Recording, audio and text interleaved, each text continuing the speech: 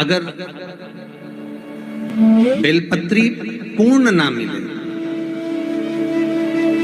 एक समय ऐसा आता है कि बेलपत्रियों को कीड़े खा जाते हैं, खंडित हो जाती है, सूख जाती है, बेलपत्री पूर्ण ना मिले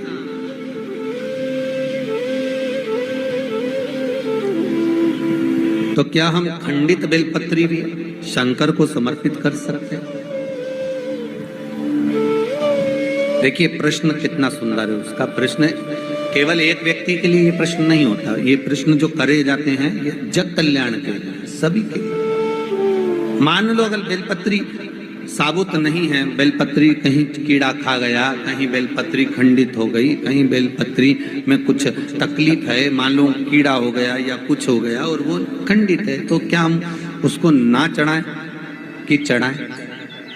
और बेलपत्री मिली नहीं रही और बेलपत्र हमें प्राप्त ही नहीं हो,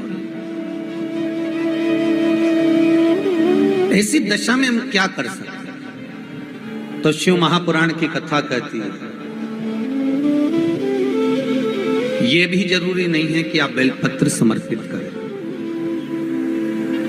कितना सुंदर कहा है शिव महापुराण की कथा में कि हम ये भी नहीं कह रहे कि बेलपत्र आप समर्पित करें।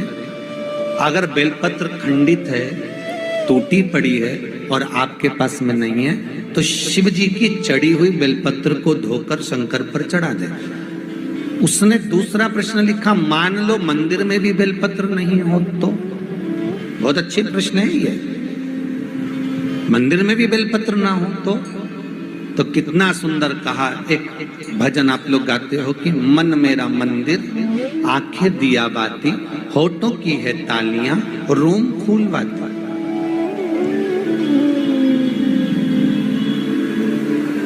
शिव महापुराण की कथा कहती है मान लो अगर ऐसे समय पर बेलपत्र नहीं है तो महाराज भगवान शंकर के शिवलिंग का दर्शन कर कर अपनी ये 3 उंगलियां शिव जी के शिवलिंग को समर्पित करो। कितनी उंगलियां?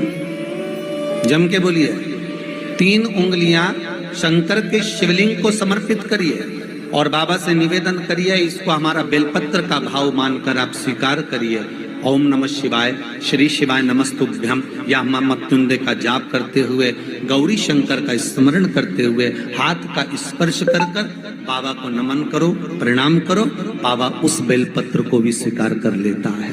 बाबा उस बेलपत्र, यहाँ तो कितना शिव महापुराण के अंतर्गत एक लिंग पुराण है। लिंग पुराण के अंतर्गत वर्णन आता है कि आप अगर आपके पास में शिवलिंग भी नहीं है, आप किसी नदी में स्नान कर रहे हो तो अपने अंगुष्ठ को आगे कर कर आप उस पर भी जल चढ़ा सकते हो। भगवान शंकर उसको भी स्वीकार कर। आप किसी नदी का कंकर उठाकर अपने हथेली में रखकर उसको भी जल चढ़ा सकते हो, भगवान उसको भी स्वीकार कर। भगवान उसको भी ग्रहण कर, भगवान उसको भी स्वीकार कर।